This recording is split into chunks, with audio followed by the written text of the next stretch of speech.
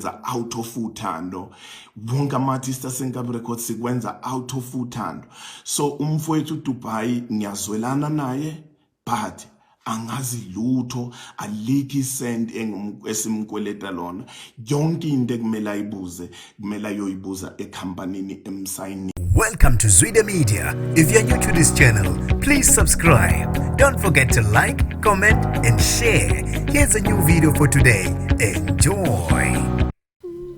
Ukala ngokudliwa kwamandla akhe umculi Ntaba yase Dubai ozwakalise lobhlungu ezinkundleni zokuxhumana washiya abantu abaningi bethintekile ezinhlizweni. Lo mculi ke uveze ekhasini lakhe la Facebook wathi ayikho into ebhlungu njengokubuka umjuluko wakho ufunza enye indoda ekubeni wena uhluphe. Kwathi ke ngiyaxolisa kakhulu kodwa ke sengiyakuzonda ukwenza ingoma nomuntu njengoba ekugcineni kumele wenze ngathi ukahle noma kungekho kahle ekugcineni kuzozuza abantu abathile. Wasethi #imali eningi. Ube esethi imali eningi nama streams angaphezulu kwa 12 million kodwa mina namanje angikabe namala ngaze ngithole ngisho ishumu ngale ngoma. Abantu baye bephoseka kuma comment section beyozwelana nalomculi bemangazwa ile ndaba athe ayiveza khona lapha einkundleni zokuxhumana. uBig Zulu ke naye ube eseyiphendulele emva kwayo lenkulumo esabalaliswe Ntaba yase Dubai khona lapha einkundleni zokuxhumana. Aphandle uthi ngikhulume kakhulu ake ngivele ngidedele uBig Zulu uzwele ukuthi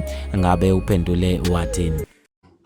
Ukuyikhuluma la angifuni futhi ukuthi ngibe mude kakhulu kulento engizoyikhuluma yabo. Funa nje ukukhuluma into encane ebese ngiyiphumela yabo. Niyangizwa ngithi nonke.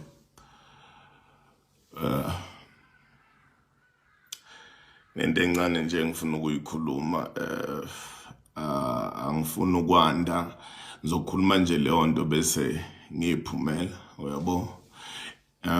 Ngivuka ekuseni la, ngiyavuka ke besebenza izolo la eNewcastle. So ngiyavuka kune post ehambayo la kuthiwa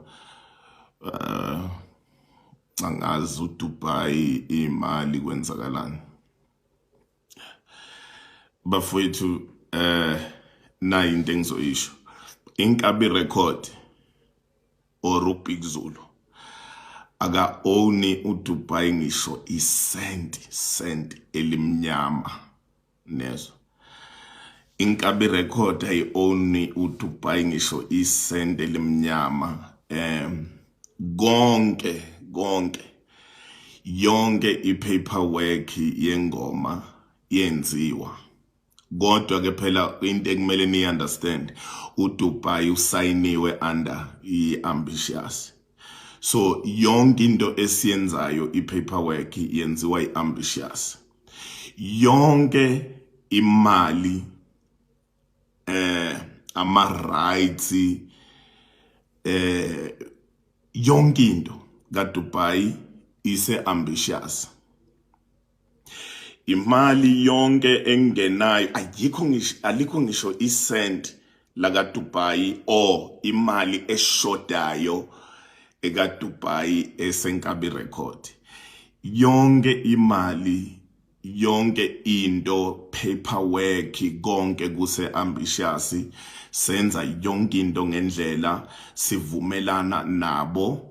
Obviously niyazi ukuthi usayiniwe, so yonke into yenzeka through Ambitious.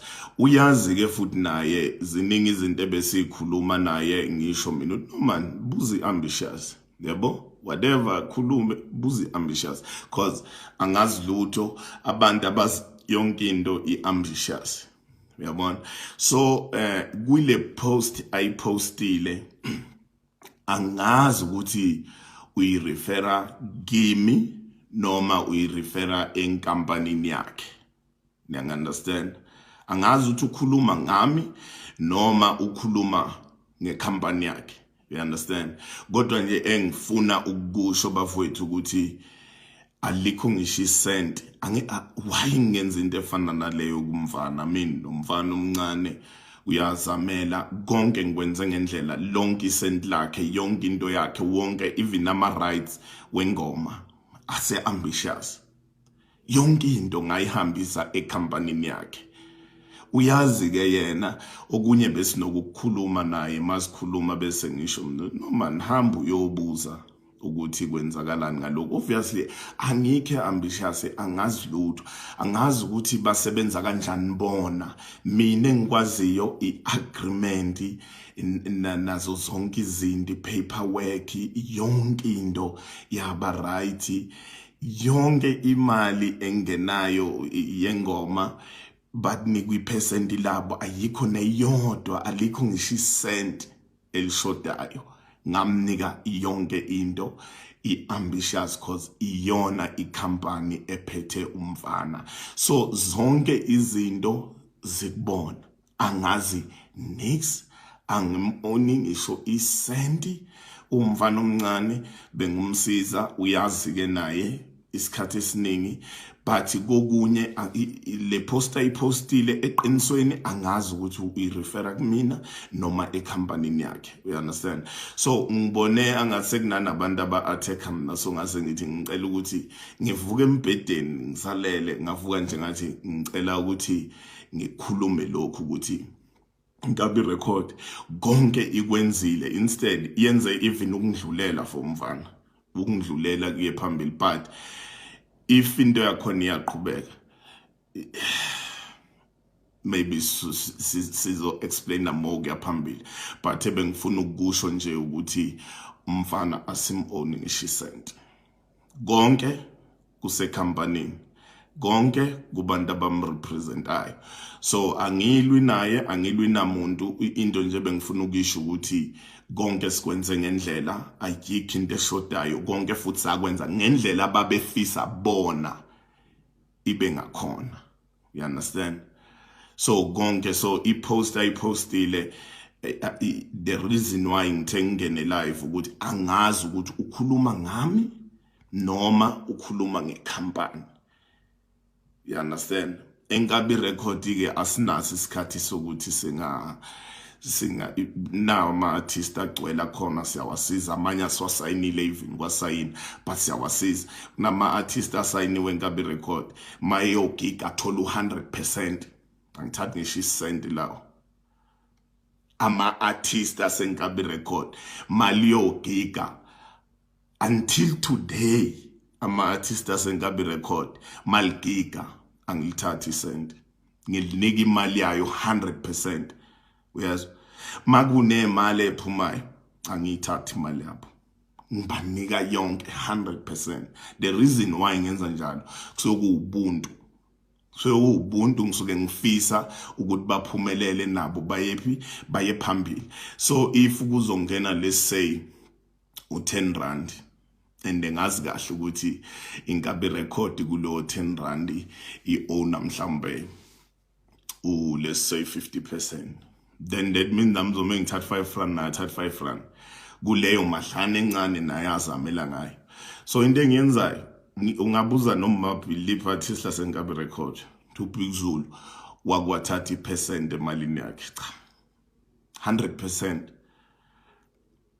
Mayogig umduduzi, mayogig mangena imali yamabooking thatha yonke. The reason why ngenza njalo ukuthi azokhona ukuwumela, azokhona ukuwumela khona ukuthi abe umuntu naye akhona ukushintsha impilo yefamily yakhe. You understand? Mangabe umduduzi kunemali engenile, sihlala phansi neteam, ngicabanga no umfana omncane usazamela, uzokhula umduduzi, thatha nanzi imali, hambo shintsha impilo yefamily yakho, hambo kwenza whatever, but kuzomela ube smart, kuzomela ukhule, because at the end of the day umsebenzi. But just because usenhlizweni yami ufana nomfowethu kimi, ufana nengane eyafikela kimi, hambo uzama ukushintsha impilo yefamily yakho. Ngenza everything. Alikho artist laseNgabi record elikhala ngesomething lithi angidlile, ngihlule ukulifakela imali. Angibhali ngisho phansi ukuthi ngakunika imali engaka, wangifuna 100,000 ngakunika, bese ngibhala phansi ngithi ungikweleta 100,000. No, angikwenzi lokho. Ma ucela imali, thatha kunike. Ufuyazokutshela ukuthi no man, you need to be smart, you need ukuthi usebenza le ndlela le, but na imali hambo cover whatever kumele uyikhave. You understand? Umuntu uba obaba manje baba unengane bese yomlobolela phambi kwayena Thursday. Shintsha impilo yakhe. Ulwa ukhona uyasebenza, uxolo khona uyasebenza, sikhona uyasebenza. Ayikho into engakukhiphela yona ama-artist mayihamba ngithi umuntu ngakuboleka imali engaka, wafuna imali engaka ngakunika, bengikubhadalela irent. Konke ngikwenza out of uthando. Understand? Konke ngikwenza out of uthando. Wonke ama-artist aseNkaba Records sikwenza out of uthando. So umfowethu Dubai ngiyazwelana naye, but angazi lutho, alikho isent esimkweleta lona. Yonke into kumele ayibuze, kumele ayoyibuza ekhampanini emsayinile. Ngiyacela bafowethu ukuthi ngingangeni kuyo yonke lento leyo. Ngiyacela. Angazi lutho ngaleyo nto leyo, angene futhi angazi nje nix. Yabona umfana omncane kumele asebenze aye phambili, but kwimali zakhe angazi lutho, but engingakusho ukuthi iNkaba Record yenza konke, yamnika konke, nanoma ngengidalule phela ukuthi yamnikani kwenzakalani ama-percent, but everything futhi yenzeka according to i-company yabo. Ngenxa yokuthi umfana engumfosita naye kade ngiphusha naye, but everything yakhe ikhona la sayinwe khona. Yonke into yakhe afuna ukuyibuza, ayikho neyodwa azoyibuza kumina cause yonke into sayihambisa. Ngiyabonga kakhulu.